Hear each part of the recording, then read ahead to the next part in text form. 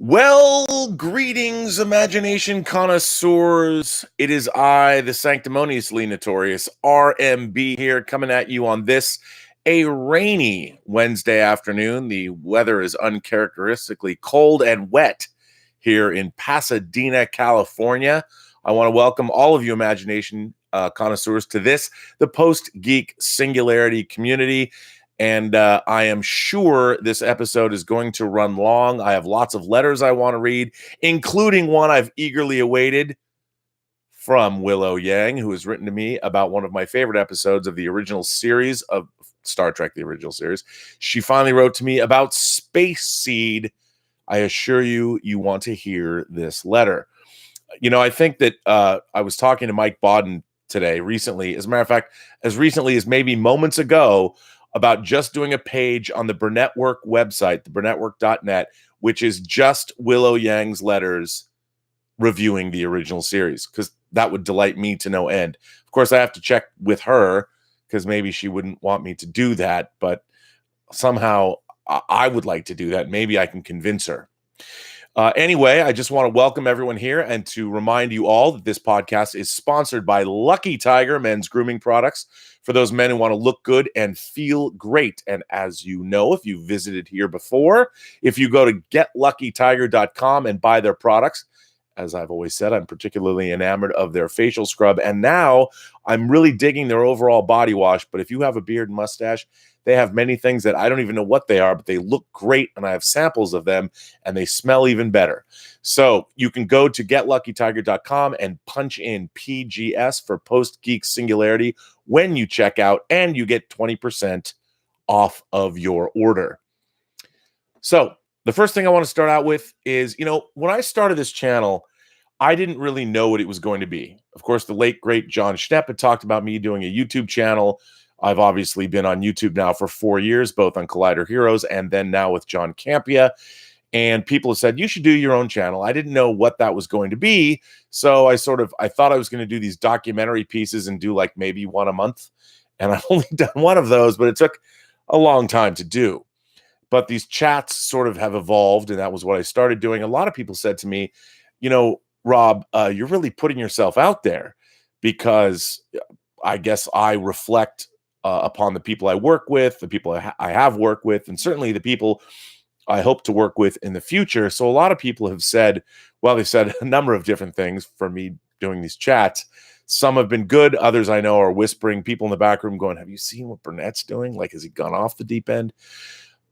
Anyway, so yes, I did put myself out there. But when I started calling for letters from people, what I was asking people to do is put themselves out there along with me. So I would have a friend in the deep end, so to speak. And I really appreciate what people have sent me. I keep saying that if you want to write me letters, please send them to me at the Burnettwork.net. And please tell me if you want me to read them on the air and if it's okay to use your name. Well, those letters have been greatly appreciated, and they've helped this channel evolve into something that I think is far more interactive with the viewers and listeners out there. And I was talking yesterday. I've been talking a lot about my fears that the free flow of ideas is being squelched. This is one of my great fears in life, is that we've seen it happen in the 20th century repeatedly, under whether the regime was communist, whether it was National Socialist. The 20th century was filled with examples of not only was the free flow of ideas quashed, but many millions of people died as a result of that. So what I see happening here, the rise of the progressive left and the squelching of ideas, the free flow of ideas, is one of the scariest things to me, at least. It's my personal fear. But when I'm here talking about things on this channel, the whole idea is, like I always say, my mantra is, every single person you meet has a story to tell you have not heard yet. All you have to do is listen. And one of the great things about getting letters from you people is I listen, and I like to hear, and I like to present ideas that sometimes I don't necessarily agree with 100%, but I think the ideas are worth presenting, because, as I've always said, I like finding ideas everywhere. The only way you can really learn about yourself and about the world around you is to challenge what you believe about the world.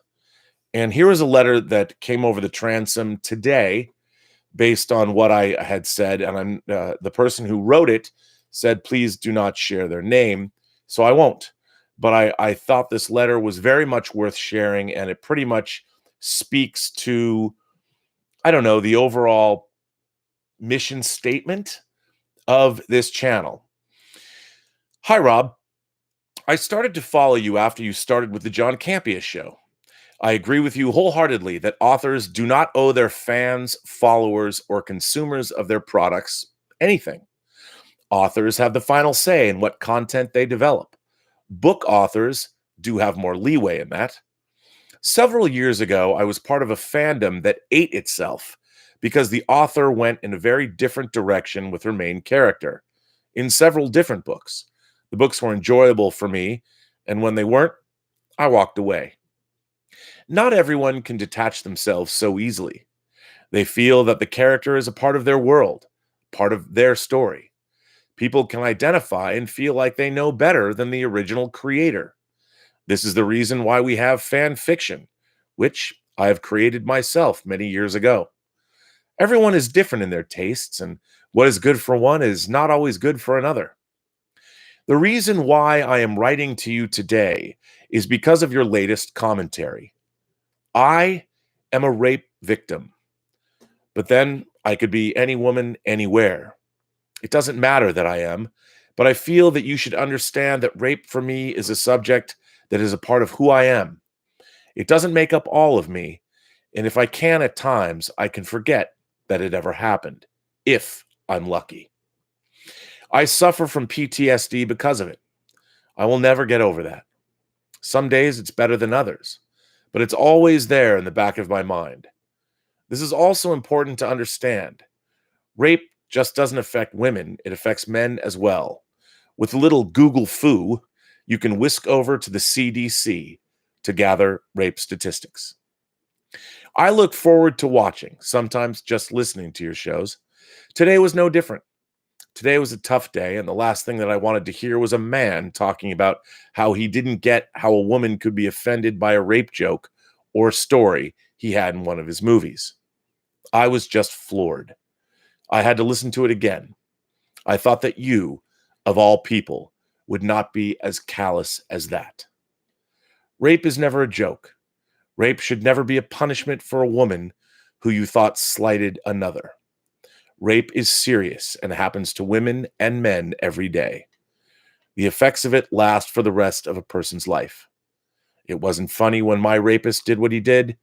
It wasn't funny when no one believed me, because after all, he was a nice guy to others, a so-called good man, who even to this day, some of my family members ask callously, what did I do to deserve to be raped?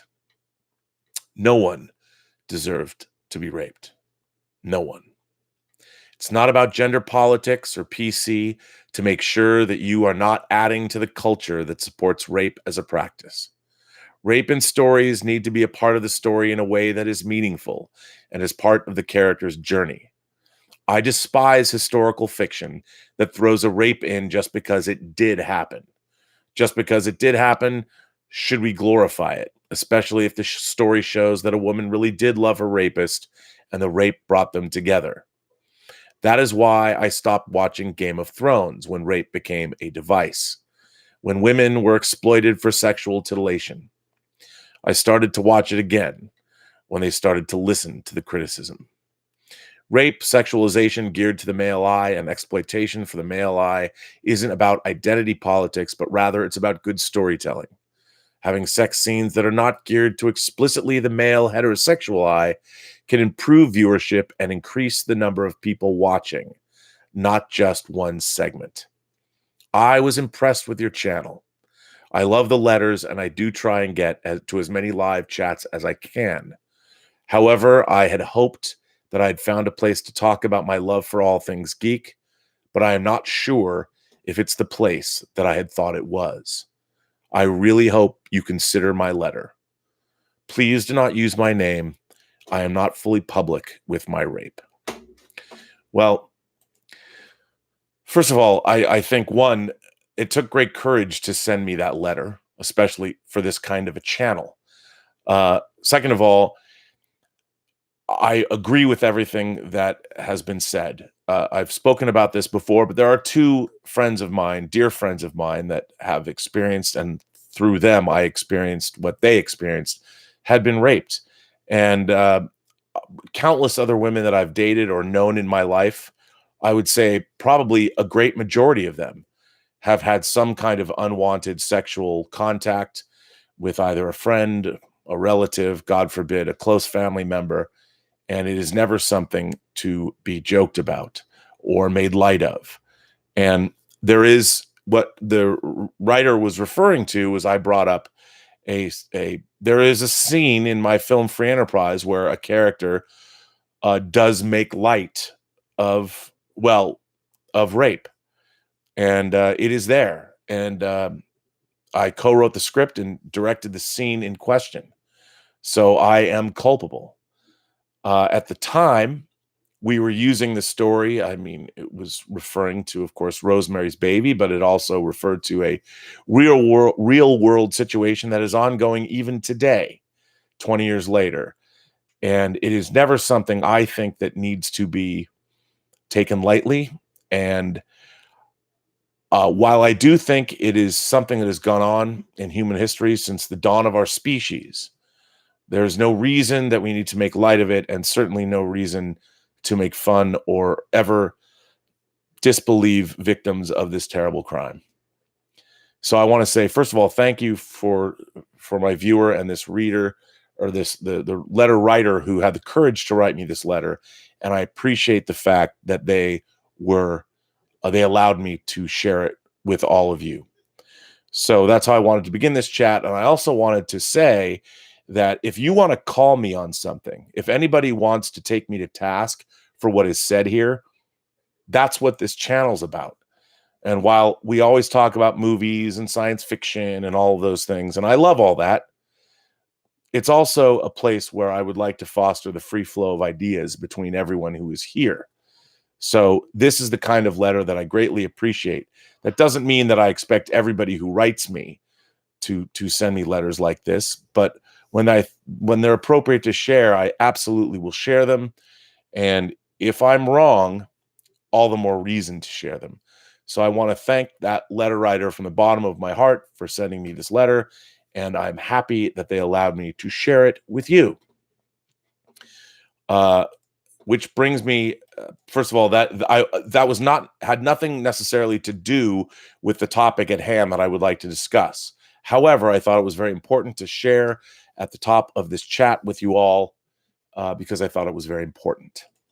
Now, so after yesterday, I read another article that I wanted to share with you, because it's been something that's been going on in the month of May that I have been following, because, as all of you know, my paranoia about the squelching of the free flow of ideas continues unabated.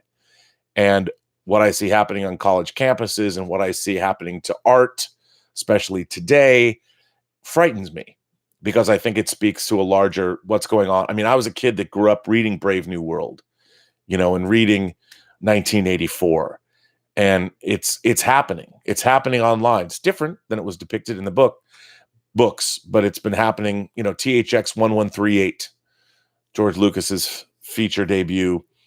It's happening. But this was an interesting letter, or an interesting article that I read that comes from the Bright Lights Film Journal about something that's happening in Bowling Green.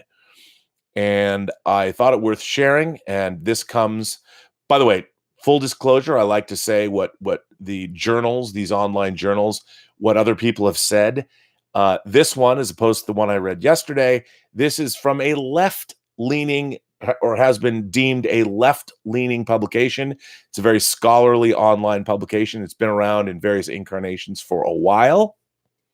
So take that as you will. But again, this is the Bright Lights Film Journal. And this is an article. This is commentary. Why am I not seeing? It's being the the headline all of a sudden is being somehow cut off. Let me make the page bigger so I can find out. Oh, well, it's hold please. Anyway, here we go. It's by Joseph McBride, this article, and again from the Bright Lights Film Journal, and it's dated May 21st, 2019. And the title of this article, I'm going to read it, it's long: Political Correctness Run Amok, Life and Lillian Gish at Bowling Green University, Ohio. So here we go. In 1983-84, while I was writing the American Film Institute Salute to Lillian Gish for CBS TV with producer George Stevens Jr., I had the privilege of traveling the country to see virtually all of Miss Gish's surviving films and television programs in various archives. It was a thrilling experience to study the pioneering work of the woman long regarded as the greatest actress of the silent screen. Gish's film career, which will never be equaled, lasted from 1912 to 1987. As our host, Douglas Fairbanks Jr., put it, she was there at the birth of an art form. Her many great films range from Broken Blossoms, The Scarlet Letter, and The Wind in the Silent Days to the 1955 masterpiece, The Night of the Hunter. Her extensive work in theater and television maintained her unrivaled standards of deep emotion, humor, intelligence, grace, and integrity. Gish's acting is a beacon to show us our humanity, and she was outspoken in the causes of universal brotherhood and the preservation of our arts, especially film. So, it was with mingled disbelief and outrage that I read that Lillian Gish is the latest victim of our curse of, quote, political correctness run amok. The trustees of Bowling Green University in her native Ohio decided on May 3rd to strip her name from its Gish Film Theater in the Student Union because she was one of the stars of D.W. Griffith's 1915 silent epic, The Birth of a Nation. The theater was named after her and her sister Dorothy, who was also a star of silent films.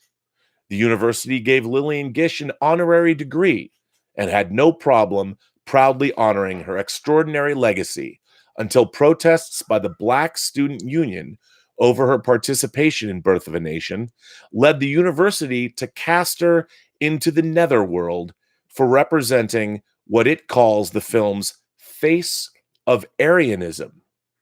Hypocritically, the university has no plans to give away Gish's bequest for an endowment and scholarship program or her archival collection. A university should be a place where the history of the arts is studied with care and perspective, and the debate over artists' legacies should be allowed to flourish, rather than a place where, as too often happens today, we try to obliterate from awareness the controversial aspects of our troubled history.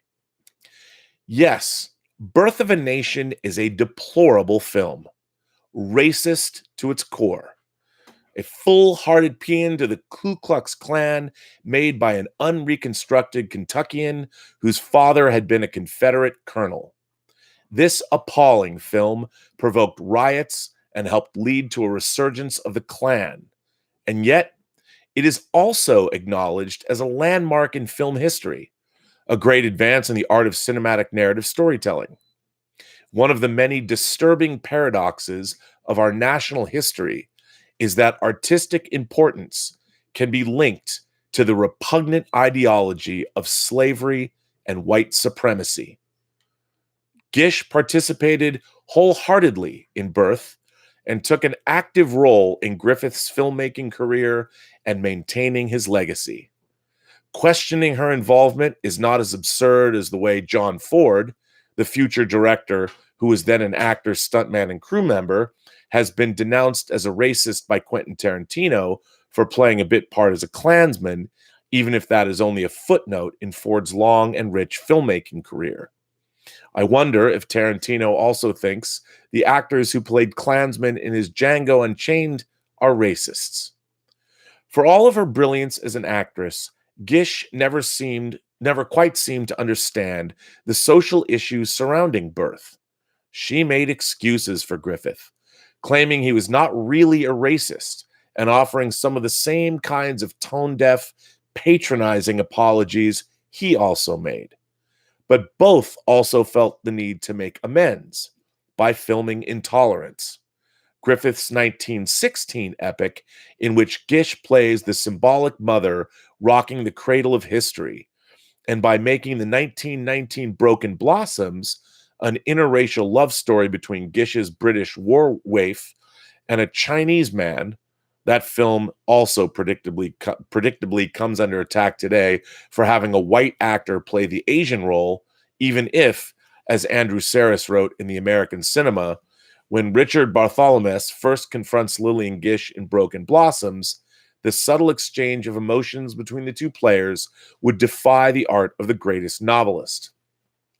But rather than behave like ostriches and pretend the birth of a nation doesn't exist, or symbolically banish one of its leading actresses, why can't we study the film and face its implications squarely and intelligently? Should an actor, however illustrious, be permanently marked anathema for a major, deeply misguided career choice? Should we expect artists to be perfect human beings, or their bodies of work always to live up to our contemporary standards? It's no defense to claim that everyone was a racist back in 1915, which was far from the case, although President Woodrow Wilson himself was a flagrant racist and hosted a screening of Birth at the White House in the presence of Griffith and Gish. The NAACP and many political and artistic figures deplored the film from the start, and for many filmmakers, it remains a cause célèbre, notably Spike Lee, who judiciously skewers it in his 2018 film Black Klansman. It may seem ironic, but more accurately, is it a sign of his sophistication that Spike Lee, in 2013, accepted the Dorothy and Lillian Gish Prize from the Gish Prize Trust for his, quote, brilliance and unwavering courage in using film to challenge conventional thinking and for the passion for justice that he feels deep in his soul. Spike Lee said on that occasion, "Would you believe two of the most important films that impacted me while I was studying at NYU starred Miss Lillian Gish? Those films were D.W. Griffith's Birth of a Nation and Charles Laughton's The Night of the Hunter. Isn't it funny sometimes how life works and how ironic life can be? God can be a trickster." Peace and love to the Gish sisters. The Directors Guild of America in 1999 provoked a controversy by removing Griffith's name from its Career Achievement Award. Director Robert Weiss, one of the DGA board members at the time and a past president of the Guild, provoked a further controversy when he told me in a subsequent interview that he thought that the Guild was wrong to dishonor Griffith and had overreacted to pressure. Bowling Green cited that DGA precedent as one of its justifications for stripping Guild's name from its theater. But it's long past time to get beyond knee-jerk, grandstanding outrage over our belated discovery that some actor or director or writer or composer once, or maybe more than once, maybe even often, was guilty of social attitudes and actions we deplore. Underneath all this, I detect not so much a serious desire to confront our past in a nuanced, thoughtful way, as much as a myopic form of self-congratulation. How much wiser and more tolerant are we today? Surely, we would never be guilty of making a film that offends any particular group. But how will some of our films of 2019 look to audiences 100 years from now? We can only imagine how benighted many will seem. The much maligned black comedian Stepin Fetchit, a star in the 1930s, told me in 1970 that Hollywood was more segregated than Georgia under the skin. And things have not gotten much better in Hollywood, or indeed in our country at large, where our current president indulges in white supremacist ideology. A columnist for the Toledo Blade, Kirk Baird, made the radical suggestion that rather than the university taking the action it did, rather than stoking the flames of controversy with weak-willed capitulation and disregard for content, Gilbert, Bowling Green should have expanded the discussion into a teachable moment. Then it could have lived up to the university's charge to educate the students through analytical thinking and to challenge conventional wisdom as well as personal beliefs. Baird proposed that the university should have offered free screenings of the significant work from Gish's substantial oeuvre, which included Birth of a Nation, followed by dialogue from university film professors, pop culture experts, historians, and an audience Q&A. Perhaps it is not too late for that to happen, and people to reconsider their rash actions, as Robert Wise once did. But education increasingly is not what our beleaguered educational system is about anymore. Those who affect a superior attitude toward a great artist such as Lillian Gish are not only ignorant of our cultural heritage, but stubbornly unaware that art usually comes from deeply imperfect people. If we are to strip the names of every flawed artist from public buildings, stop watching their films, reading their books, viewing their paintings, or listening to their music, we will have little art remaining. I suspect that is actually the goal of our PC police. They are fundamentally anti-art.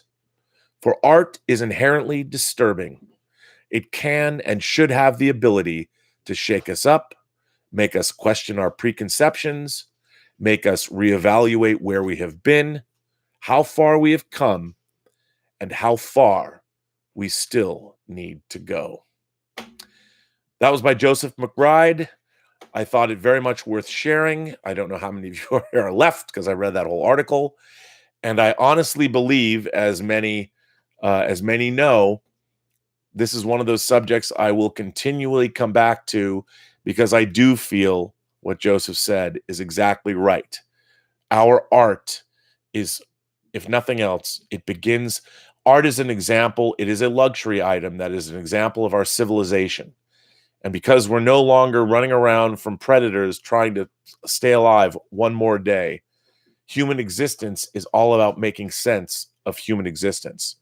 And the beginning of that conversation, the beginning of all of that comes from when we can create art.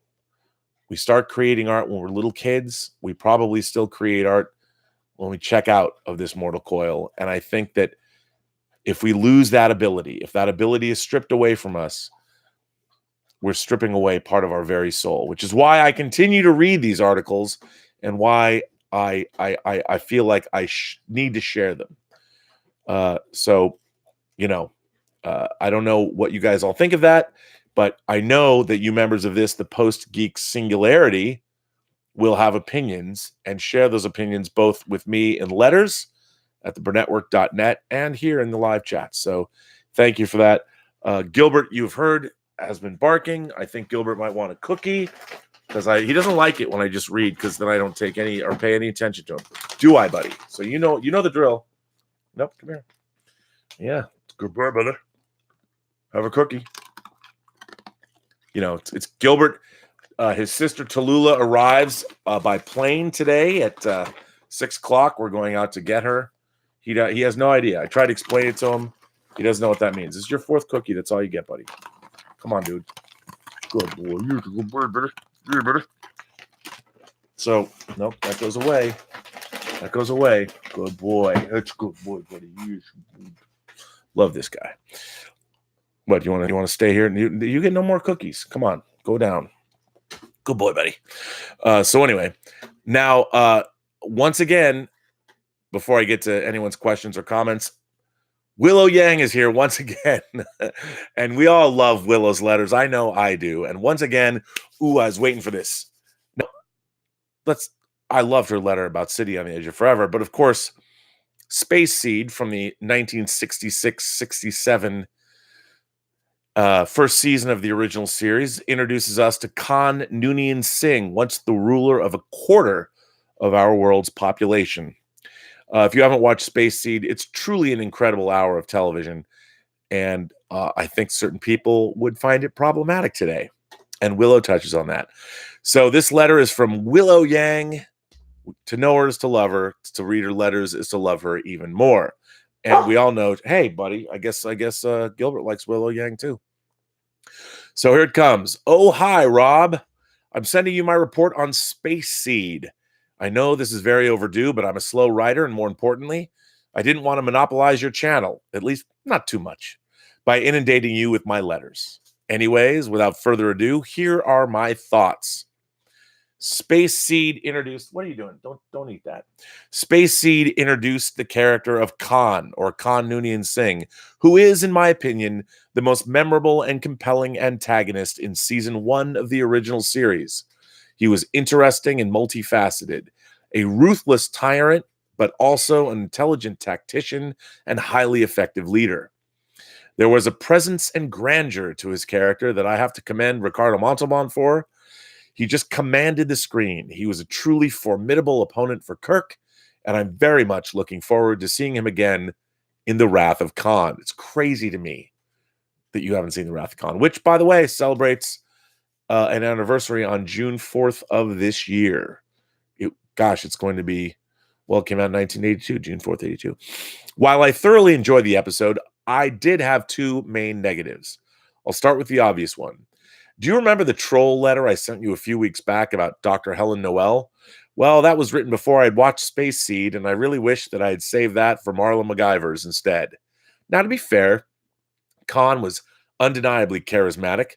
While he isn't my type, I can still understand his appeal. Moreover, being a historian, it is reasonable that MacGyvers would be fascinated and enchanted by a living man from centuries ago. Nevertheless, this still doesn't excuse her absolutely moronic, facepalm-inducing decision to betray Kirk and endanger every person that was on the Enterprise to help Khan take over the ship. And while she did eventually come to Kirk's aid, the episode still concluded with her choosing to remain with Khan in spite of the latter having demonstrated his brutality and willingness to murder anyone who didn't bend his will. After her, Dr. Noel and Palamas from Who Mourns for Adonias, I really think that Starfleet might want to re-examine their training process for female crew members. Uhura can't be the only competent woman on the ship, seeing that Rand has mysteriously vanished after 7 episodes. My second and more minor criticism was the episode's resolution. Khan had demonstrated himself to be an extremely intelligent and tactical individual who was able to almost single-handedly hijack technology created hundreds of years after his time. I found it difficult to believe that he'd get so careless towards the end, allowing a clearly upset MacGyvers to leave the room unescorted and assuming that Kirk was dead without actually witnessing his death. I understand the argument that his downfall was due to hubris, but it just came off as sheer stupidity to me. Kirk's victory over him didn't feel nearly as satisfying as it would have been if he had actually outwitted Khan instead of the latter falling victim to dumb villain tropes. In spite of my aforementioned gripes, Space Seed was still highly entertaining and presented some insightful commentaries, as can be expected from a good Star Trek episode. One of my favorite moments was the discussion between the human characters and Spock over their opinions on Khan. The humans were able to have admiration for Khan in spite of abhorring his more barbaric traits, befuddling Spock, who saw their actions as romanticism about a ruthless dictator. But human emotions are complex, as Kirk puts it. We can be against him and admire him all at the same time. It is uncomfortable, but I think it's important for us to be able to acknowledge the accomplishments of tyrants and dictators. There's a reason why they were able to succeed, why the masses would rally behind them and support their horrific doctrines. To simply dismiss them as monsters is, in my opinion, a negligent and misleading way of understanding history. To quote George Setnaya, those who cannot remember the past are condemned to repeat it. If we aren't able to have cogent discussions and at least attempt to understand the appeal of tyrants and the circumstances that they have enabled their rise to power, How will we be able to learn from humanity's past mistakes and prevent history from repeating itself? Hear, hear. Of course, I cannot discuss Space Seed without touching on the science. The episode came out of the 1960s, almost a decade before Sanger DNA sequencing was developed, 30 years before the Human Genome Project was launched, and almost half a century before bacterial CRISPR-Cas9 system has been repurposed into the genome editing power tool that it is now. Kahn's enhancements could only be attributed to selective breeding, the only realistic method of genetic modification that existed at the time. While science is still a ways away from being able to generate superhumans like Kahn, the possibility has never been more real. Just last year, the scientific community has been rocked by the shocking scandal that the first gene-edited humans may have been born. As we fly closer to the sun, we need a serious and thorough examination of ethics, of our boundaries in scientific exploration. McCoy described the perpetrators of the eugenics war as a group of ambitious scientists. I'm sure you know the type, devoted to logic, completely unemotional. While he was taking a not-so-subtle jab at Spock in that context, it was still an astute observation. Science may value objectivity, but if we are to benefit life and humanity, we cannot proceed without emotion, without morals and compassion. Even scientists should not be completely logical. Yours sincerely, Willow. I mean, it's not just because Willow Yang pretty much sums up exactly how I felt about the original series my entire life. It's how well she sums it up. How can I not want to read these letters? I dread reading her letters, actually, from some of the third season episodes. But actually, I'm sure whatever she thinks of those episodes will definitely be worth sharing, and I can't get enough. Frankly, if she had the time, I'd make her review all 79 episodes, but that isn't fair. But man, I do love her commentary. Now, here's something that inspired Mike Bodden, one of our great moderators, one of my great friends and business partners, to get all giddy. And he has decided that this should be a new thing on the Burnettwork.net. And I'm going to make it a new thing because Mike suggested doing so, and I think it's a good idea. This comes from that trickster Paul in Long Beach. His letter says, I've seen Brightburn, and so should you. The 3-word review: puberty isn't super. That's it. Thank you, Paul in Long Beach. Well, let me tell you, on the Burnettwork.net, we are going to now implement the 3-word review section.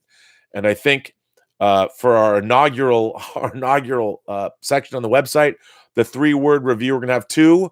We want your 3-word review for Brightburn and your 3-word review for the live action Aladdin that's coming out.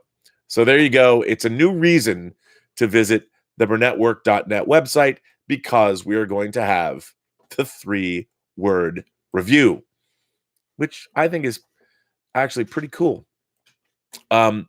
This next letter comes, I want to say, from Jakob Fudge. It could be Jacob Fudge, but I like saying Jakob because, it's cool. But Jakob Fudge writes, Greetings, Rob, and the rest of the Post-Geek Singularity. Warning, my writing has never been known for its brevity, and I'm admittedly rusty, so forgive any less than tantalizing vocabulary or wording. I am a long-time viewer, but this is my first write-in, so for some quick background on me and then my worldview, where it stems from. I was born and raised in Southern California, Hawthorne, Manhattan Beach. And in my teens, I moved to the not-so-diverse southwestern region of Ohio. Come on, as you can see, if this were the electric company, I would say that this episode of Robservations has been brought to you by the state of Ohio. My life is daily brought to me by the state of Ohio because Elizabeth is from Ohio. I spent my first year of college at the University of Hawaii in Manoa and transferred back to the state of good old boys in Ohio at Miami University. I got my degree in theater and film production, moved back to LA, worked in film for a short while, when life yo-yoed me back again to Ohio.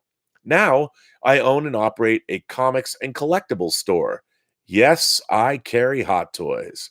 putting my degree to good use. Sarcasm. Now I'm 29 and I'm a first-time expectant father. Congratulations, sir. I don't know how society thinks a child like myself should be responsible for overseeing the growth and development of an impressionable human life, but I suppose I must rise to the occasion. Well, you've already risen to the occasion, apparently, which is why you're a father in the first place. But on to the meat of this hefty bone. Every time he said bone, he might have said tone, but he did write bone. On to the meat of this hefty bone. Every time I watch your show, I feel myself being engulfed in an almost existential introspection because I shouldn't always listen to you when I'm driving to and from work. Wondering if I've ever engaged in the discourse of toxic fandom. Of course I have. Or if I've been a shepherd for others on the long and winding path to the post-Geek Singularity community. Considering my job, I'd sure effing hope so. But as a comic book fan, a student of film, and a lover of almost everything geek, I turn my attention to a lot of the latest craze of comic book films. In my line of work, it is impossible to avoid questions about the latest comic book movie and what my opinions of said film are or were. In a sense, I also need to have some level of precognition before these films come out and speculate what comics the movie may be taking an influence from and have those books spotlighted in my shop. To be clear, I hate speculating about these movies and what I'd expect to happen, and also hate bestowing my vast knowledge on customers so they can pass that information on or off to other people. If I'm right, they'll expect I can do it for every movie. If I'm wrong, they won't be as enthusiastic about buying other recommendations for future movies I will inevitably have to showcase. But this is all beside the point and a very roundabout way of getting to my main discussion. Whenever you and John Campia talk about the subjectivity of film versus the objectivity, I can't help but agree with you and vehemently disagree with John. Now, to be clear, I have no vitriol towards John. I quite like his show, even if he and I vastly disagree on quite a lot. His show harbors and facilitates discussion, but I lean more towards your channel anymore because your discussions are not reduced to quick sound bites to get as many people included in the discussion as possible. I enjoy hearing people's points of view, whether I agree with them or not, and hearing why they feel or think the way they do. I think this facilitates even more productive dialogue and allows us more insight from people on the other side of the proverbial fence. So allow me this. I make this proclamation. There is a degree of objectivity to film when citing its qualitative merits. How can there not be? Yes, I get the age-old argument, art is subjective. And yes, it is true when the vision is from one singular artist. But to make these blockbuster movies, it takes hundreds of people. It's a collaborative effort on a scale not comparable to much else. This takes precise timing, planning, and execution. As an audience, whether we know it or not, we have been groomed to interpret and digest film and the stories they tell since we could begin to understand what we are seeing. Since we could start to piece together the multifaceted complexities of character, theme, plot, and narration, or our subconscious starts to align all of these different elements into one final consumable product. So our understanding of film comes from a universal film language that we all speak, whether we're aware of it or not. Some people may not be able to put their finger on the pulse of why or why not a movie was good in their opinion, but inherently, they just know. One of the best compliments a film can get is that an average audience member didn't take notice of the editing, camera movement, sound mixing, etc., because it all blended so seamlessly together. When a camera whip pans from left to right, tracking its subject is cut with another whip pan from right to left of another subject on that character's tail, we don't question it because in our internal film lexicon, we understand what film language is telling us. When an establishing shot of a manor on a hill at sunset is seen with ominous score queued up as the camera slowly tilts downward, we understand what's being set up. These are just examples, but they filter into neat, objective compartments of film language. These techniques are tried, true, tested, and yes, some movies intentionally go out of their way to break these molds to varying degrees of success, but these techniques are what make film palatable to our understanding and digestion of that film. When something seems off and it takes you out of the film, when you notice a questionable editing choice or an incoherent camera movement, that's when the knees of quality start to buckle. There are fundamentals of filmmaking, and sticking the landing or fumbling them can separate a movie from being good or bad. These fundamentals are the foundation on which you build your movie.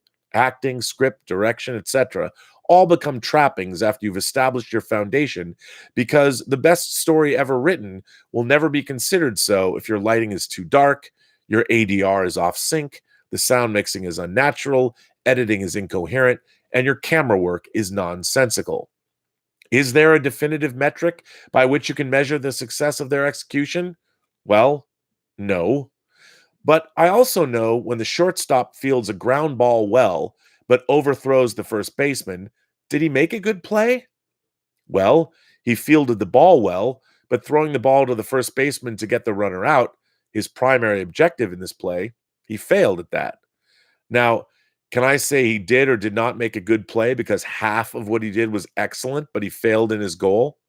Perhaps this was the play that cost the team the game. Yes, and I think the same idea can be applied to making a movie. You can do some things well, but if overall the movie failed and you can pinpoint where it technically went wrong, you can argue whether the movie was objectively good or bad. At this point, my commentary is. And this leads me into my last point, I promise. People seem to get offended and lash out or attack when you tell them a movie they like is bad. Why? When did every person decide to crown their taste in film as the most superior? Why do we all assume we have the best taste in movies? But just like what we like based on external or internal circumstances. But people react to things like the Rotten Tomatoes meter as if it's a personal affront to their film tastes, as if these professional critics have no idea what they're talking about. Instead, why can't we admit that sometimes we just like bad movies? Us liking a film doesn't automatically make it a good film. Look at John Campea. Dude admittedly saw Justice League in theaters 6 times. To me and to most critics, that just seems deranged. And that is the most significant distinction I think we as an audience must make.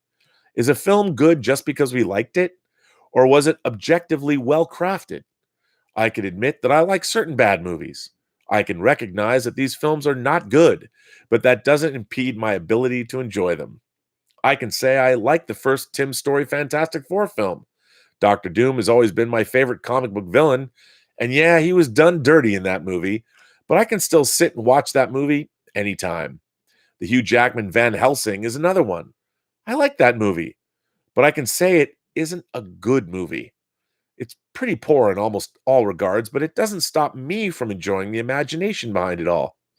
Sometimes we just need to suck up our pride, realize we are not the authorities on everything good in cinema, and admit that sometimes we like a bad movie. Hell, I'm sure all of us have that musical artist that we can't stand, say their music is shit, but can't help but maybe hum or even sing along to one of their catchiest tunes. Anyways, sorry for my long diatribe, but if you did read this letter on air, I appreciate the platform and soapbox you've allowed me. And if you just read this to yourself, I'd love to know your thoughts if you ever get a breather. Thanks again, Rob, and all hail the imagination connoisseur, and that comes from Jakob Fudge. Well, Jakob, I agree with you. I have often said that storytelling is not necessarily subjective. There are tools that can be utilized to make stories better. And I think, when I was in college, when I was at the Evergreen State College, my first year of college, I had a coordinated studies program called The Making of Meaning. And we read some Jung. I'd never been exposed to Carl Jung before. And Jung, of course, deals with the psychological aspects of life and things that bond us together. And I do think that there are things that human beings collectively experience together. We have, whether it's a sensory understanding, a genetic understanding, I can't explain it. I think there's things about human life that we don't know about yet because we're fairly young in terms of understanding where we've been compared to the rest of the planet that we live on. We haven't been here for a very long time. A blink of an eye in geologic terms, if you believe in that sort of thing. I tend to believe in that sort of thing. That's what science tells me. and I believe it. So I do think that storytelling and art, indeed art, is not all subjective. I think there are things that great art and great stories are touching within us that we don't quite yet understand. Somebody said to me, I think John said to me when I was on the John Campy show, maybe even on Monday, we often talk about the subjectivity versus the objectivity of art, and he talks about, well, you can't measure that. I'm like, well, we can't measure it yet, but I do think that will come. I do think we will reach a time in human history, probably not too distant in our future, where we will be able to start measuring what works for people. We will be able to start and then quantifying. Look, I don't think our mathematics with computer technology the way it is, it's no longer going to elude us, but the kind of computations that you would need to understand how art affects people are massive. But I think it's coming. And I do think that ultimately people who say that all art is subjective are eventually going to be proven wrong. Because I do think that somewhere deep inside of our core beings, there are things that are in art, that are in storytelling, even moments in our lives that are objectively something that affect us. Just because we can't quantify it yet doesn't mean that isn't true. So I really liked your letter. So I wanted to read that, Fudge, and thank you. But I think that's, I've read a lot today. There's a lot of information to take on. I want to see what you guys have to say. There was a lot of things going on there. And I don't know what you guys think. I thought that was pretty interesting. At least it interested me. So let's see. Square Wheel says, I realized today that in our geekdom, we have lost a lot this year. The OG Avengers, Game of Thrones, the Skywalker saga. We have not lost the Skywalker saga yet. I was pretty excited by what we saw today. A lot of pictures. Vanity Fair, Fran Lebowitz. Traditionally, there's always a Vanity Fair article, or there has been over the last 6 years with these new Star Wars movies. And those pictures dropped today. You can go to Vanity Fair online and see the images that dropped. They were all very intriguing, as all Star Wars images are, until you've seen the movie. They end up being intriguing still, or not so much anymore. But again, I'm intrigued. I want The Rise of Skywalker to be great. And it was very interesting to see what went on today. There's Marvel Netflix shows, and The Big Bang Theory are all gone. Well, Square Wheel, you're right. We have lost a lot of stuff as far as the geek world is concerned. But here's the thing.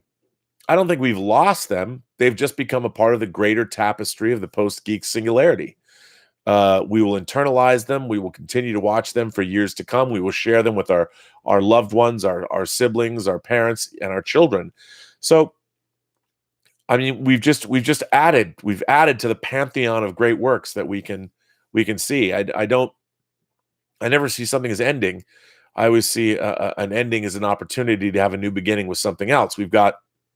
There's some amazing, even on HBO, we got Watchmen coming down the pike, which, even though Damon Lindelof created this new version of it, and I don't know what it is, interested to see it. Years and Years, which is the new Emma Thompson headed vaguely science fiction show that HBO is putting on about 15 years in the political life of a family. It's a near future, I guess, has some science fiction elements.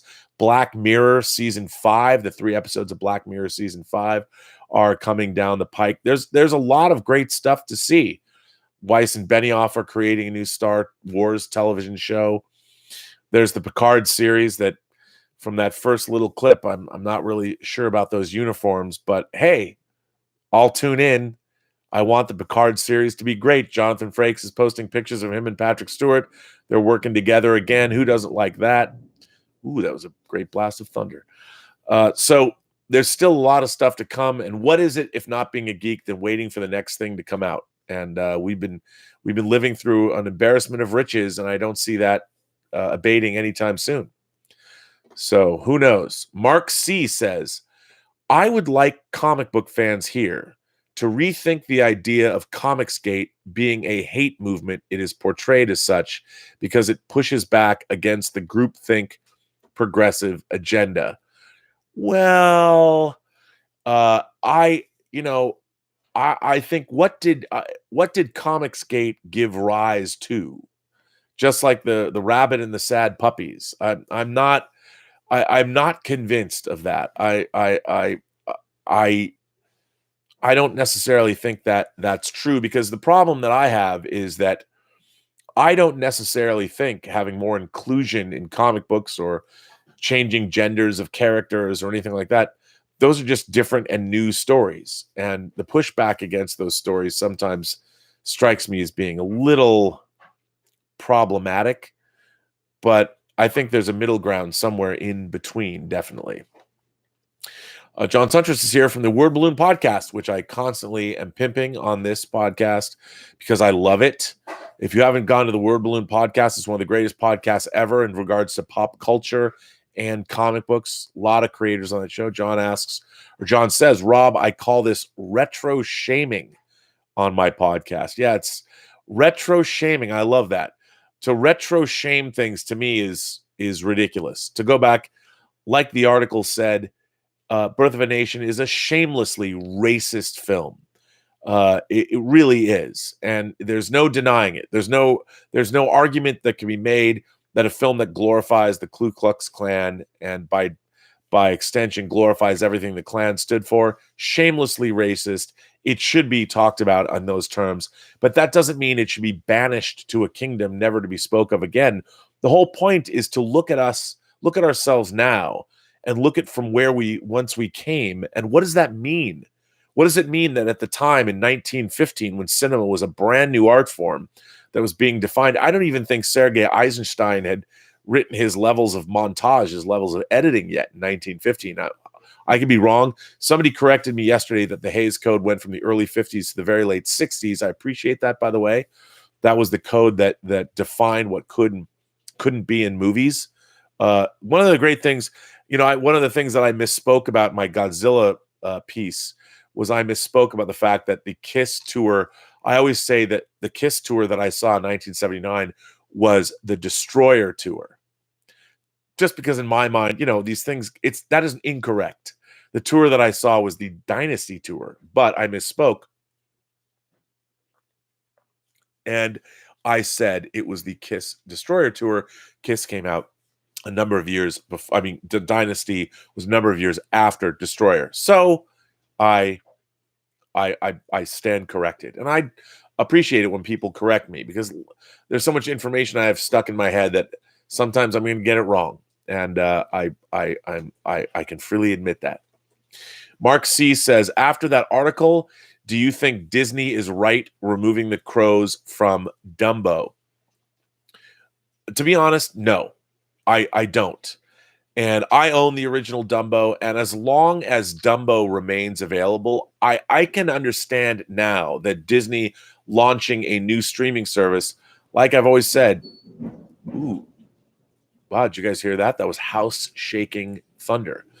As I've always said, it ain't show friends, it's show business. And Disney is a publicly held corporation that is beholden to their stockholders. And what they don't want to do is get embroiled over a discussion about depictions of race as exemplified by the Black Crows in Dumbo. They want to launch their streaming service, and they want to tout it and show how great it is and how cheap it is. It's $7 a month. Do I think it's right that they are going to take those crows out? I think, look, Dumbo is a kid's movie, and there's people of all races, shapes, sizes, colors, creeds who are going to be not only watching Dumbo as children, but are growing up and they have kids and they've got to explain these things. I don't think Disney wants to position the film as being the beginning of conversations about race in America. I think people want to be able to watch Dumbo and enjoy it with their families. However, that said, do I believe in censorship? No. Do I think that they should remove anything from Dumbo? No. But I also don't think that necessarily if a 5 or 6 year old kid is going to watch Dumbo, he or she should have a discussion about racial stereotypes foisted upon them at 5 and 6. Necessarily. Sometimes kids who are 5 and 6 could handle those conversations. And actually, in a perfect world, I would love to see those conversations begin with 5 and 6 year old kids, because certainly if they come from parents who do have racist leanings, they have to listen to that rhetoric at 5 and 6. But then again, you can't expect everybody to be good parents. I wish the world was, in a way, I wish it was better. I wish we could expect that of parents. I just don't think that we can. And I'll tell you something. Suthius is here. Hey, Mr. B, every time you say, well, greetings, in your opening, you seem to be straining. I don't strain too hard. I don't even strain at stool too hard. Very regular. So I appreciate your concern. Alexander Wilson is here. Longtime supporter of the channel. I love when Alexander Wilson is here. He says, what's your opinion on Emilia Clarke watching Hitler speeches for her role in the last episode of Game of Thrones? Also, how are the Seahawks going to do this year? Oh, man, you had to bring up the Seahawks, didn't you? The Jedi Knights of the Pacific Northwest.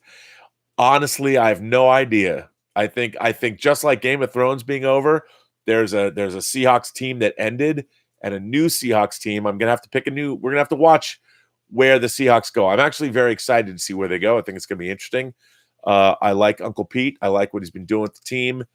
You know, they've been the Super Bowl twice in the last decade. So, hey, well, right, even more? No, I think the last decade, that's right. Now, Emilia Clarke was clearly supposed to be inspired by Hitler speeches. Look, I think everybody should watch Hitler speeches. I mean, what National Socialism did was monstrous. However, how did a man like Hitler, what did he do to take a beaten and demoralized country that was paying insane war reparations after World War I? How was he, in the matter of a few years, able to use his oratory skills, first, speaking in beer halls and then speaking at these gigantic events with hundreds of thousands of people? How was he able, through his words, to mobilize an entire country to create, in a very short period of time, the greatest war machine that the humanity's ever seen? What he did was astonishing. It was also horrifically chilling.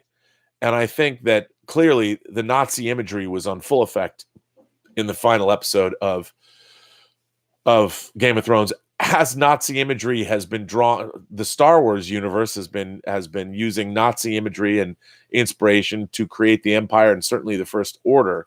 I think it's fine. I mean, it's history. What the Nazis did was unprecedented, and it should be looked at and puzzled over and watched always, because it's scary. And we need to know, how is it done so quickly and so effectively? Truly frightening. So I think her looking at Hitler's speeches was exactly what she probably should have done. Mussolini, any dictator that's able to rally a crowd just through their voice, is somebody that needs to be examined and studied. Matthew DeFreitas is here. I don't think I've seen you before, Matthew DeFreitas.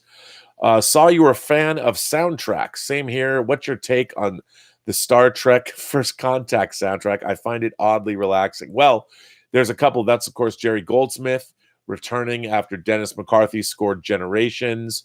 I love the First Contact theme. He brings back his Klingon theme from Star Trek The Motion Picture in a little bit. But then the piece of music he wrote when the Phoenix first takes off and warp speed is finally achieved by humanity is amazing. The music that plays when the Vulcans first contact, the actual First Contact, it's fantastic. I love that score. I love all the Goldsmith Star Trek scores, actually. Star Trek V, for a much maligned film, it has a wonderful soundtrack. So good call on that. Suthia says Walmart.com carries Hot Toys, but it's $600 and $700. They do? I didn't know that. Which ones? I mean, the only there's very few Hot Toys that are in that price range. That's quite interesting. I did not know that, Suthius. I had no idea, but that is crazy. Suthius also says, Gilbert acting up during your show is how my boys are when their mother is home, but I don't bribe them with cookies. Well, now here's the thing. Gilbert isn't really acting up. Well, if somebody's here, he acts up because he wants to know who that person is. But there is thunder and lightning happening right now in Pasadena. And also, he doesn't like it when he can't get my attention, which I think is adorable. But his way of getting my attention is to give him cookies. So yeah, I'm telling you, Gilbert, he's the man. Magic K says, to answer your question the other day, the new Wildcats comic is drawn by Ramon Villalobos. Jim Lee is too busy for being a publisher and chief creative officer at the same time. Absolutely. Well, that's cool. I mean, look, as we all know, if you don't know, the history of Image Comics is very interesting. In the early 90s, a lot of Marvel's greatest creators, like Rob Liefeld, like Jim Lee, like Todd McFarlane, Will Portacio, they had jumped ship because they were making so much money for Marvel. They figured, why can't we get a little of, that cheddar for ourselves? So a lot of those great creators, the artists that were working for Marvel, did jump ship and start their own company, Image Comics, that's still going today. It's a creator-owned comic distributor. And you can watch a whole history of Image Comics on YouTube. You can look it up. I highly recommend checking it out. And Wildcats was Jim Lee's comic. So when he jumped to Image, the first thing that he created was Wildcats, which was sort of a riff on the X-Men, but with that great Jim Lee art. I really liked Wildcats, actually.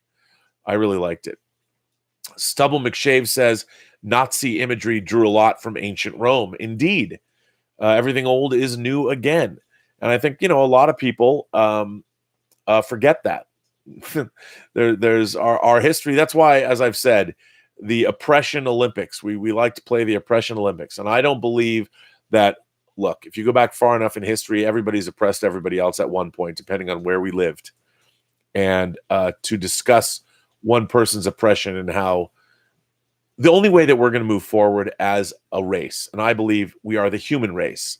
I don't believe there are factions of us that grew up in certain places. The reason people had black skin is because they grew up in very sunny environments where they were adapting through natural selection to their environment.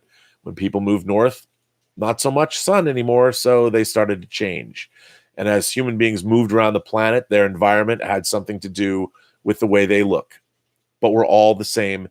As I've said often, look, Clive Barker said it best in his books of blood, his 6 books of blood, which, by the way, if you haven't read them, somebody asked me to provide a list of some of the great splatterpunk of the 80s. You certainly have to think of ground zero of splatterpunk as probably being Clive Barker's books of blood, which came out, he had them come out before his first novel, The Damnation Game, which I also recommend. But he said in the books of blood, everyone is a book of blood. Whenever we're opened, we're red. Which to me sums it all up right there. I've always believed in the human race, and it just depends where you're standing on the planet Earth. I don't think that we should be defined by color or height or anything like that. We're all human beings. We are all books of blood, and whenever we're opened, we're red. Sujith says, how would you rate First Contact? One of my faves. Full disclosure, I have to say, for Sci-Fi Universe magazine back in the 90s when First Contact came out, my good buddy Dave Hargrove and I did write an article, why First Contact is the worst Star Trek movie. I don't really feel that way. That was what we, in the publishing world, would have called a clickbait headline, even though there was no clickbait back in the day. I like First Contact. I think it covers well-trodden ground that the Next Generation series covered, and I think better. But as an action-adventure film, I think what they needed to do with that movie, what they were trying to do, is okay. I do think they kind of ruined the Borg. The whole idea with the Borg Queen and their plan about going back into the past was pretty ridiculous, and I didn't like Glenn Corbett's portrayal of Zefram Cochrane as opposed to the other portrayal of Zefram Cochrane that we got in First Contact was a little strange, a little odd. I don't necessarily think that people in the mid-21st century are going to necessarily go to Roy Orbison as their go-to song, but I could be wrong about that. I think Frakes did a nice job directing. Clearly, he had studied his action cinema, and he brought a nice polished sheen to the movie. I really like the scene when they go outside the ship and the main sensor dish is being used by the Borg. I thought that was cool. That was really innovative. We'd never really seen that before. We saw people walking on the exterior of the Enterprise in Star Trek The Motion Picture at the end of the film, but it was really interesting to see. I love those spacesuits, by the way. Those are great, great, great, great spacesuits. So I think obviously First Contact is the best of the 4 Next Generation movies, but I still think it's not the greatest. It's not the greatest Star Trek movie. Willow Yang says, so I'm guessing the 3rd season of TOS goes downhill. Well, they changed producers. Here's something that, Willow, you might not know. Star Trek was going to get canceled after 2 seasons. It's not that it wasn't doing well. They didn't understand what demographics were, but it always came in second in the ratings. It was never the first. It was never the number 1 show. But what they didn't understand at the time was that there was an entire group of people, college students, people in their 20s, that really loved Star Trek. So there was an actual letter writing campaign that saved the show. I think Gilbert is eating something, tearing something apart. There was a letter writing campaign famously spearheaded by Bijo and John Trimble, and they basically saved Star Trek. But of course, for the 3rd season, they cut the budget. They put it on at a death slot, 10 o'clock Friday night on NBC. And the very people that watched the show weren't home. They were out having their lives, especially college students. So the 3rd season, by the way, the 3rd season of Star Trek is not horrible. There are horrible episodes in the 3rd season, but there are some gems. The Tholian Web is in the 3rd season. Day of the Dove is in the 3rd season. The Empath, an episode that I really like, is in the 3rd season. All Our Yesterdays is in the 3rd season. But then again, you're going to get wonderful episodes that you're going to just, your jaw's going to hit the floor, like Plato's Stepchildren. And in my mind, the very worst episode of Star Trek of the original series, And the Children Shall Lead. Honestly, I would recommend not even watching that. I hate to say it, but I wouldn't. It's truly, truly awful. Truly awful. But hey, it's bad. Let's see. Suthia says, is it true that rain for you Californians is equivalent to the end of the world? At least that's what it seems like from friends and family living there. I don't think it's the end of the world, especially now. We've received, over the last 6 months, we've been in drought conditions for years here in California, but our snowpack and the amount of rain that we've received over the last 6 months, there's no longer any drought anywhere in California. So it's great. The problem, I think the real problem with rain is that California was not built. We don't have the biggest rain gutters in the world. And also our highway system, our freeway system, gets very, very treacherous because a lot of the people here aren't used to driving in the rain, even if they've lived here 30 years. There's so few rain days that driving in the rain gets very difficult. There's a lot of flash flooding that happens. If you watch Ellen or Oprah, their houses were inundated. There were horrible mudslides up in Santa Barbara. There were, after huge fires, then come the deluge, the rain, and there's no more foliage. There's no more roots that are left. The trees have all died, so they can't hold the hillsides, and there's huge mudslides that wreck whole houses. It's not good. So a lot of rain is not good. We need the rain, but it's not good for us, which is tough. Stubble McShave says, what season of all Star Trek do you think is best? Well, here's the thing. I'm going to remove the original series from that equation because I do think the first 2 seasons of Star Trek, the first seasons of the original series, the 1966, 67 season of Star Trek is in fact, and the 67, 68 season of Star Trek, the first 2 seasons are what Star Trek is. They absolutely define the entire franchise, the core values of the franchise, what Star Trek is all about. That's what Star Trek is. So everything that came after that is variations on a theme, which isn't bad. It's just the essence of Star Trek is the original series. Now, a lot of people grew up with Next Generation, and that's fine because a lot of young people are younger. And so Star Trek: The Next Generation was the first Star Trek they ever saw. Now, there's arguments to be made which season is best. People say season 3, season 4, season 5. I tend to think, since you're asking me, of modern Star Trek in terms of an episode by episode whatever you'd call it. I've always maintained that the strongest episode of modern Star Trek is season 6 of Deep Space Nine. Now, of course, that's in the middle of the whole Dominion War storyline. But every episode of Star Trek Deep Space Nine, 6th season, is even the Ferengi episodes are pretty extraordinary and work pretty well. So I would say that that's what it is. But that's just an opinion. Your mileage may vary, which is why you're a member of the Post-Geek Singularity community, because we all share our opinions here. Alexander Wilson says, I am a Redskins fan and I would kill to swap teams because we might have the worst owner in sports. He wrote the book on how to kill a storied franchise. I've never understood that. How can Washington have the worst team in the league? But I agree with you. But again, bad teams always. Look at the Rams, man. They come back. Look what they did in 2 years. Crazy. Who would have thought that happened? Well, my friend Tom Bateman and his brother would have thought that happened, and it did indeed happen. And I think it's pretty cool. But turn it around, man. Turn it around, because it can. Let's see. The Alltones says Mirror Mirror has to be the greatest episode ever. Captain Kirk, I shall consider it. Mirror Mirror is definitely one of my probably top 3 episodes of the original series. I love Mirror Mirror. I think it's so great. I never, ever get tired of it. The Badass says, I like the Yoda placement behind Rob. I still need to move my thing around so you can see my Hot Toys. Somebody wrote me and said that this looks like a someone's garage, like her basement. I don't think it looks that bad. I mean, if you see it, it looks pretty good in here. Gilbert's bed's down there, of course. But yeah, I mean, I could make it cleaner. It's going to look better when I finally turn around. Dax Jacobson says, it's a puzzle what's changed in the background on Rob's show. Did he sell something to make rent? No, I need to sell lots of things to fight this legal battle that I've been in for the last 8 months. So, no, things just move around. This is my desk, so things are coming and going all the time.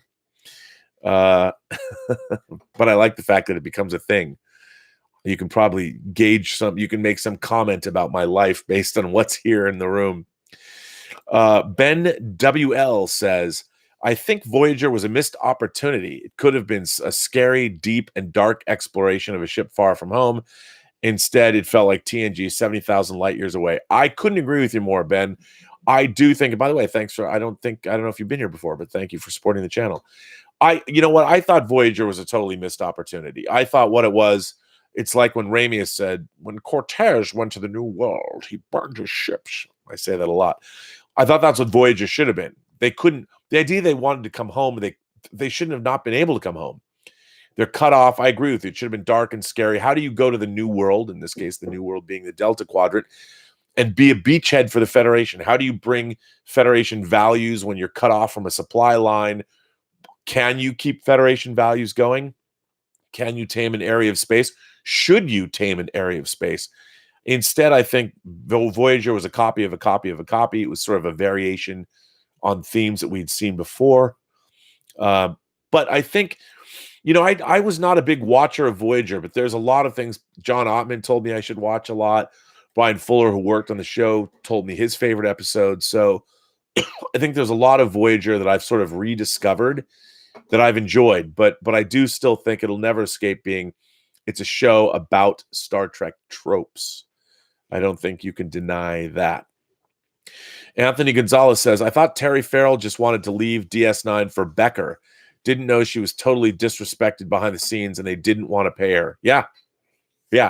For those of you who didn't get to see What We Leave Behind or What We Left Behind, the DS9 documentary, you should check it out. But yeah, it was that kind of a thing. I mean, with this ensemble cast, they always had characters that tended to float to the top. But I think that one of the great strengths of DS9 was not just the ensemble of the main characters, but the secondary characters, whether it was Garrick, whether it was Damar, whether it was Kai Wynn. I love Mark Alamo's Ducat. There was so many, of course, Jeff Combs as Wayoon and all the other characters he played. It had such a great secondary cast on that show. Really, really great stuff. Penny Johnson. I mean, great stuff. But yeah, it's amazing. People, it's always about money. It always is about money. Jeff T says, after this chat, I'm popping in some TOS Blu-rays. Always want to watch Trek after these chats. That makes me happy. I love that you say that. That's great. Koba is here. Koba, of course, named after a character in Dawn of the Planet of the Apes. Koba says, anyone who likes rain, come to England. We have plenty. I love England. I really do. And everyone, all of you members of the Post-Geek Singularity, remember, theoretically, next April, we're going to Leicester Square. We're going to the Odeon Cinema. We're going to go see Bond 25, first show. Save your shekels now. Let's do that. Elizabeth Bell. Elizabeth, I love it when she jumps in the chat. She says that Zoe Trope said the kids in her high school were screaming every time they heard the thunder. They were scurrying like cockroaches. Ha ha ha. I said, you guys are so California.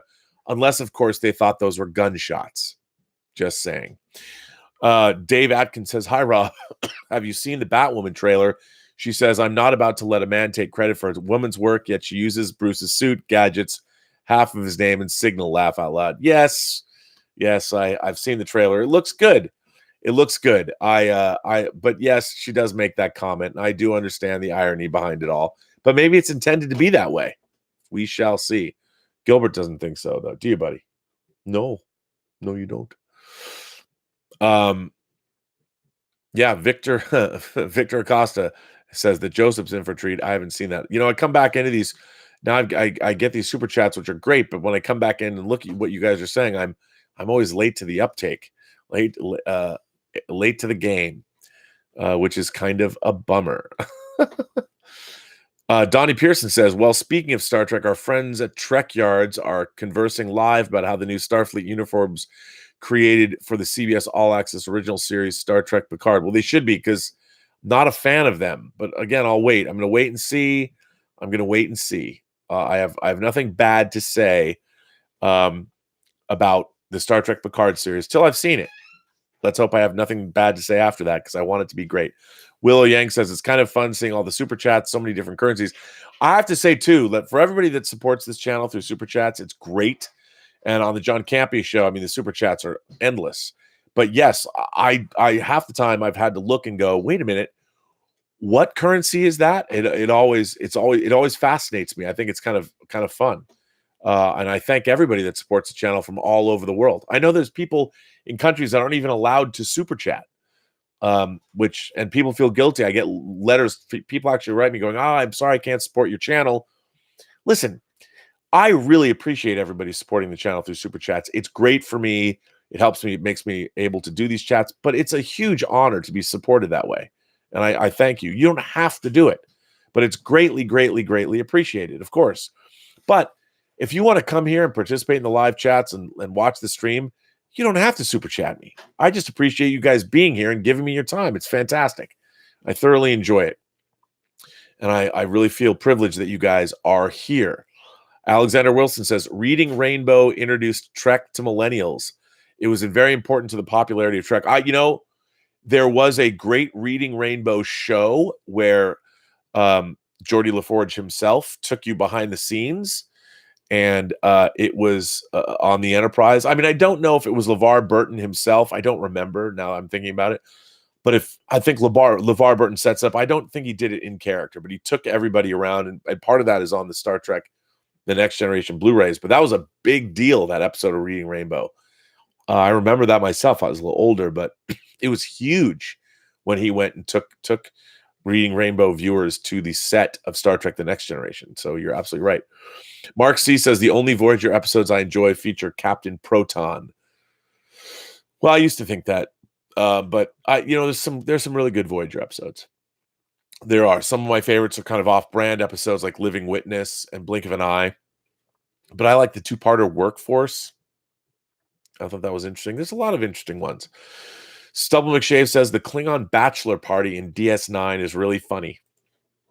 It is really funny. I mean, again, what a great tragedy. They set us up, man.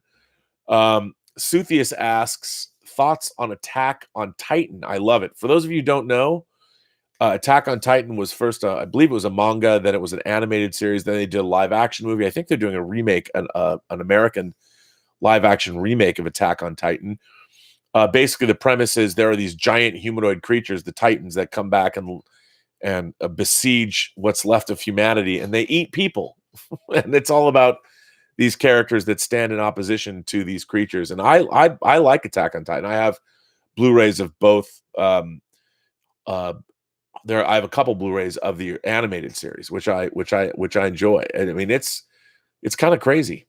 I've never read the manga though, even though people say it's good. Rob Crawford says Hitler was Austrian, not Jewish. At least I think he was just that.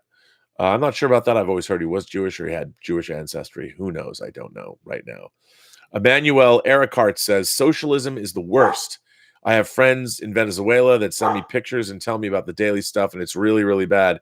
It is really, really bad. What's going on in Venezuela is really bad. As a matter of fact, when I went to Houston to be on the Schmodown this weekend, there were travel advisory warnings all over the Burbank airport about not going to Venezuela, and not good. Dax Jacobs says Rob is pushing Hitler again. Dude, I'm a Jew. I don't push Hitler. But I mean, you can't deny that World War II was the defining event of the 20th century, and what Hitler was able to do to take a beaten and demoralized country like Germany and start the rise of socialism was extraordinary. And if it can happen once, it can happen again.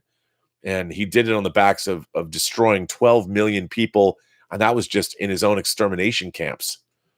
Look what he did to Russia. I mean, what the Nazis did was pure evil. And however, we have to understand how he was able to do that and how he was able to create the Nazi war machine. And, we just escaped by the skin of our teeth on that one.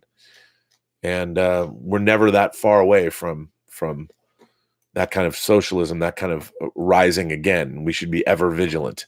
And don't think I'm ever pushing Hitler, because I'm not. It's dangerous. It's very, very dangerous. And, how long until college students point at somebody because they don't like someone's ideology or what they've written or what they've created, and they get their other college students to grab them and beat them within an inch of their lives? I mean, how far away are we from that? It's pretty scary. So yeah, it's terrifying. Jeff T says DS9 has really become one of my favorite Trek shows. I love it a lot more now than when it was first out. Yeah, because one of the things that I've noticed as I grow old and close to death is that we have these expectations when we're going to see things for the first time. We have so many expectations about them, and when they're not exactly the way that we want them to be, it takes a while for us to realize the quality of something, because if our expectations weren't met or it was different, then we sort of have to come to terms with that. We'll see. It can be tough, but you look at things, you re-examine, and that's what life's all about. I'm constantly finding things I didn't like. The biggest example of that was I hated The Talented Mr. Ripley. I love The English Patient's one of my favorite movies of all time. So I was really looking forward to seeing The Talented Mr. Ripley. I hated it the first time I saw it. I hated it. Now I really love it. I love The Talented Mr. Ripley. I really do, especially the first part before he goes all Tom Ripley, and they're just hanging out in Italy. Americano. I love it. It's great. Yeah. Bunyan Snipe says fascism is becoming very popular again, and they don't even know they're fascists. Those who ignore history are doomed to relive it, as Willow said in a review of Space Seed. Yes, it is true. That's what's frightening to me the most, is that we saw what happened. It happened. We saw it not so good. And why people don't know. Bartomax says the next Hitler will probably be an internet influencer. Their followers are many and easily manipulated into doing stupid stuff. One day, a popular influencer will be political and uneducated. One day. But yeah, I think you're right. I mean, that's these. What is the internet if not the new beer hall? Look at. We've already seen that. We've already seen the rise of hate groups, all the rise of all kinds of things on the internet. But yeah, I agree with you. The problem is why it's more dangerous in that you don't have to stand face to face with somebody. I mean, I've been very interested watching what's going on in the UK, watching different channels and watching some YouTube celebrities or people that have now gone into politics, like Sargon of Akkad, how he has now actually made the jump into British politics. It's been very interesting watching that happen and how him and Tommy have been treated or mistreated. It's just been very interesting. I mean, we live in an interesting time where we're seeing things that we've never seen before. And we should all be very mindful and ever vigilant to watch what's going on, because it is unbelievably easy to manipulate populations now more than ever before. And make no mistake, I mean, we're being manipulated by other countries. I read an article. There's an article that came out today about how the Russians were not just looking to influence our election, but to incite violence and hatred in our country. You think that stopped? It's so weird to me that it hasn't stopped. We are under constant attack, constant ideological attack every single day from external forces that are looking to sow the seeds of discontent and discord in our country, and we're allowing it to happen. We're allowing it to happen. It's a little disheartening. Let's see. Syrian McNulty says, Syrian, I love the guy who reworked Williams' themes for Superman Returns is a Voyager connoisseur. Voyager is my least favorite of the 5 shows, but dear to heart all the same. Well, I think John Ottman loves Star Trek, but he particularly does like Voyager, and he's always said that. Magic K says, are you into the Sweetheart movies? Highly recommended. Sweetheart is, of course, a Chinese film director. I think the movie that most people know him from is Peking Opera Blues, which I actually really like. And he also produced a lot of John Woo's earlier films. But I do. I mean, I love Hong Kong cinema from the 70s, 80s, and 90s. I really do. And I own Peking Opera Blues. I don't have it on Blu-ray. I think it did come out on Blu-ray, but I don't have it on Blu-ray. But yeah, I mean, Sweetheart, John Woo, Wong Kar-wai being my favorite of all those directors. But as far as, I mean, there he's doing different things than other directors have. Alexander Wilson says, is the J word an offensive term for Jewish people, or is it a non-issue? I had a Jewish friend say it doesn't bother her. The J word meaning Jew, like just saying Jew, being a Jew, being called a Jew doesn't bother me. I mean, it's when other words are added to it, such as say dirty. When people call me a dirty Jew, I don't understand that. But yeah, it's interesting. I do think that it can be offensive. It really depends how it's used. Jew, Jewish, Judaism. I mean, to me, it's all the same. It doesn't bother me when he's a Jew. That's like in An American Werewolf in London. There's that great moment where one nurse tells Jenny Agutter, about David McNaughton. She says, the nurse is like, because he's passed out on a table. The nurse says, he's a Jew. I've had a look. Which I always thought that was funny. It cracked me up back in 1981. It cracks me up today. Because, of course, she was referring to the fact that he was circumcised, I would assume. But yeah, that doesn't bother me. Well, anyway, everyone, I am going to end this chat. I want to thank you for listening to all these letters. There's a couple more I wanted to read. One is about why don't Americans like foreign films? And Stubble McShave sent me an interesting letter. I've got more coming, as we know, all day long. And if you want to send me a letter, I really appreciate all letters, whether you hate my guts or not, whether you want to bring up an issue I haven't thought about, whatever you want to send me, please go to the Burnettwork.net. Send me those letters. Keep them coming. I certainly love to hear from you. And if you want me to read it on the air, please say so. If you do not want me to use your name, I won't. If you don't just want to write me and you don't want me to use it on the air, that's okay too. We can start a dialogue. I want to thank you very much. I want to thank everybody who's been here for supporting the chat through their super chat, supporting the channel. Please, everybody, subscribe. If you want, click that little button so you know when I'm going on. I really appreciate it. I want to get my subscriptions up. Subscriptions are always good for the channel. If you like, please give me the thumbs up. And hey, if you don't like, give me the thumbs down, because then I know what people like and don't like, and I can act accordingly. And please comment if you want to. Keep the conversation going. Go to the website. There's the Post-Geek Singularity Facebook page, which you can see in the description for this. And Yeah, I want to thank you all for being here. So remember, every person, I'll say it again, every person you meet has a story to tell you have yet to hear, and all you have to do is listen. Thanks for being imagination connoisseurs that are members of this, the Post-Geek Singularity. And remember, these chats are brought to you by Lucky Tiger Men's Grooming Products for those men who want to look good and feel great. Go to their website, getluckytiger.com, or go to clubluckytiger.com, where they're putting up more content all the time.